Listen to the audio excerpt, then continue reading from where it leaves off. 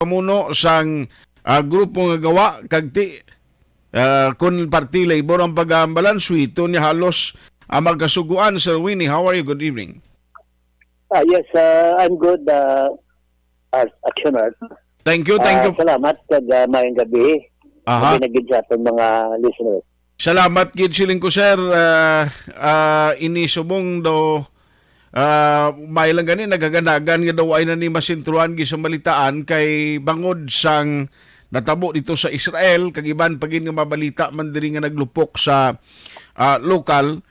Pero sir nano man kay isubong do matyagan kuya sumong ko ng gobyerno gani mamunuhan kag daw naga-question ka party intel funds do galain dayon ang huni nila kag daw matsyag ko do guluyag gid sang gobyerno sumong do tanan nga hulag nila kinahanglan ko ng intel funds sa Sir-Win? Well, tahom kay din mention mo na Action Art. Kung nagabasa ang aton mga government functionaries, labi na gid mga government officials, mayara kita sa ginatawag na Declaration of Principles and State Policy sa aton Constitution. Mhm. Nandira ang ginhambal, subject to reasonable conditions prescribed by law, the state adopts and implements a policy of full disclosure of all its transactions involving public interest. Mhm. Ini ang public interest ni kay ato ni kwarta eh. Okay. Karon kung mangusisa kita, ang guwa naton daw ano na kita ining masling kabing Anti-development? we do not deserve to ask this question, no? Aha. Dapat ang the right of the people to information on matters of public interest and access to records pertaining to official transactions of the government should be upheld. Namanti kasi personal right na mo. Tinga ang daw ginapunggan kita, no?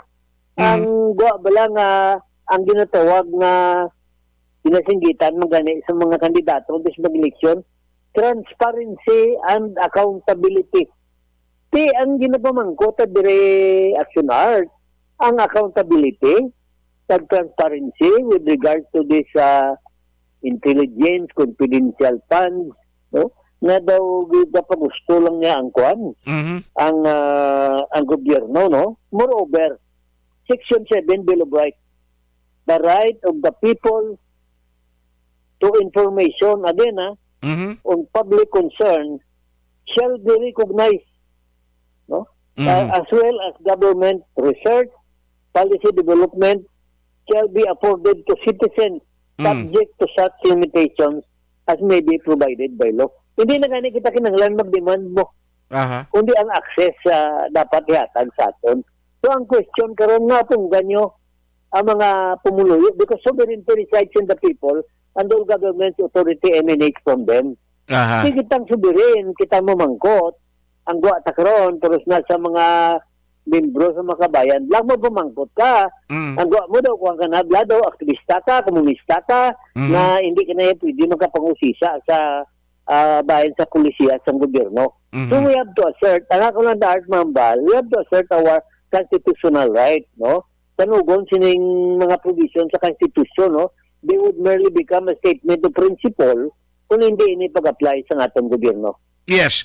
And somehow, ini yung nakita, kung akong itolerate kag pabayan talang ni, may nabilin kalawig pa siyang timpo sa karon nga administration, what will happen to the next generation and the next administration, butang ta pa, sumong kay kung di ta mapunggan, sigurado sundon man at the end of the day, siling ko basi madako pang intel funds bala sa naglain nga government offices compared to those budget allocation nga intended sa mga programs kag projects. Siling ko basi magbaliskad sa uli balasar nga ang hindi mo pa mapamangkot yung mag-question na pundo mas dako i-compare sa mga ginabulgar kag inexplikar sa tao. No, basi among na matabo bla? Well, Art, it is unfortunate, no? Na ato mismo nga lawmakers concerned sini nga bagay are tolerating, no? The so-called sakon pagtanaw niya, hindi niya correct na practice eh. no? Mhm. Surreptitiously ang ila ginahimo, diyaw ginatago, bla, no? Karon kung ipabayaan pa lang ni, hindi kita iya mag-assert sa aton right, it is tantamount to saying, go, okay?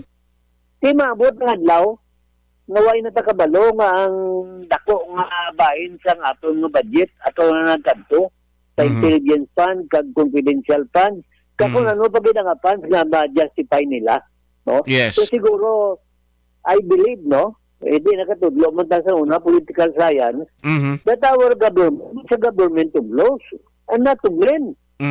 Hindi niya gobyerno sa mga political dynasty.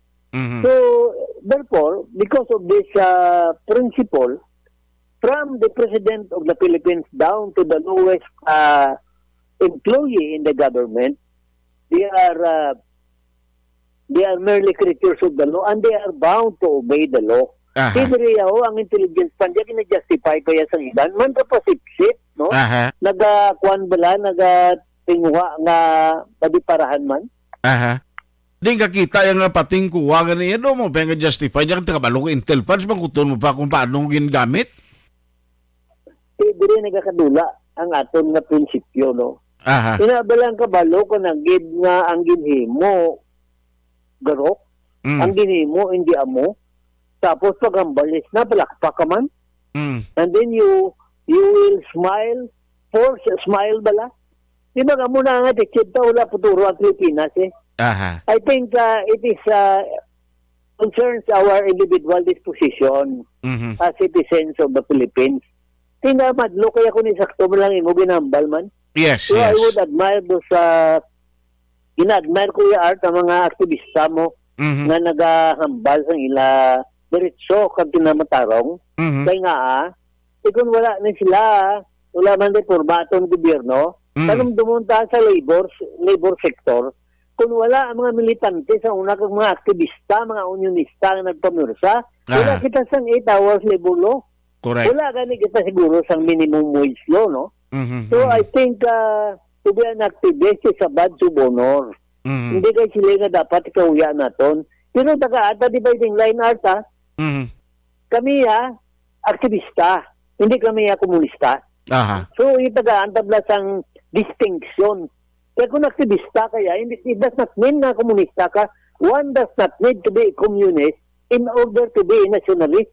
Hindi na kinagano na komunista ka kung gusto mo nga pangapinan na diritso mo, no?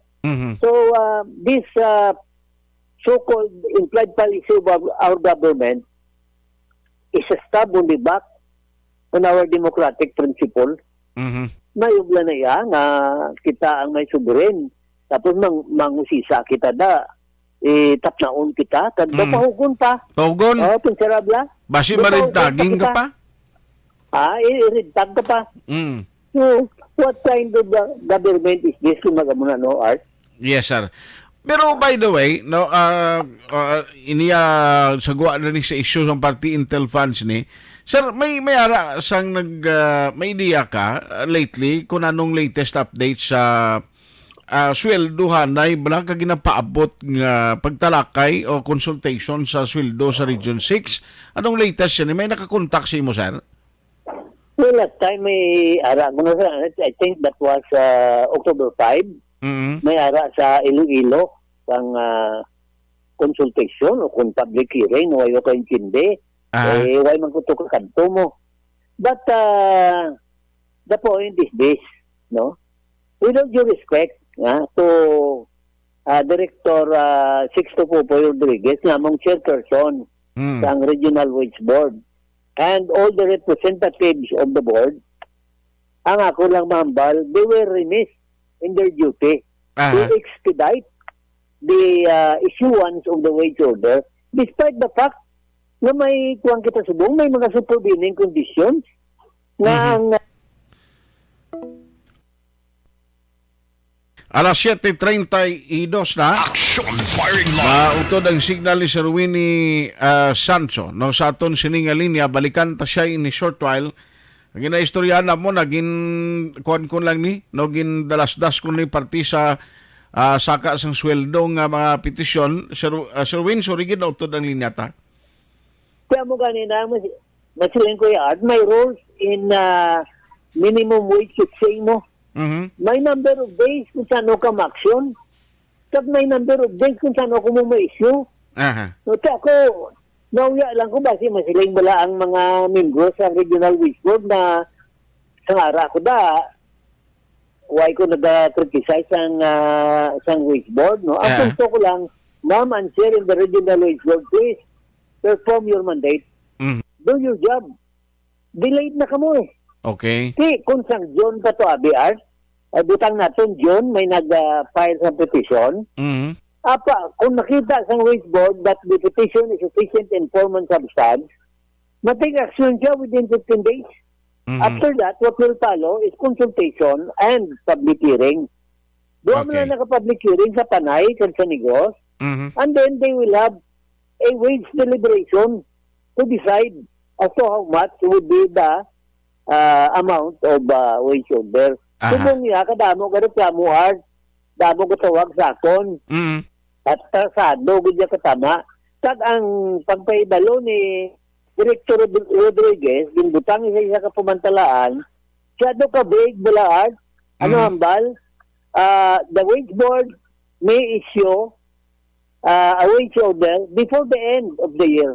Okay. Sisa no, at the end of the year, December, tani bala ang angot sa rinambal mo, Art. Wage issue is a very sensitive and crucial issue that the workers are waiting for. Other regions have already issued their wage order. What is happening in Region 6? The board are accountable to the workers. They should Yes. tell the people what is now the status of this wage issue in Region 6. Kung nato na mo niya, kag i-try na mo makontak si Director Pupoy Rodriguez regarding sini para nga maka-update kita. On that note, Sir Winnie, salamat gid sa imo sining tempo. Thank you. Good evening. Action firing line. Amo ning lain to Intel Fudge ni pero kabalo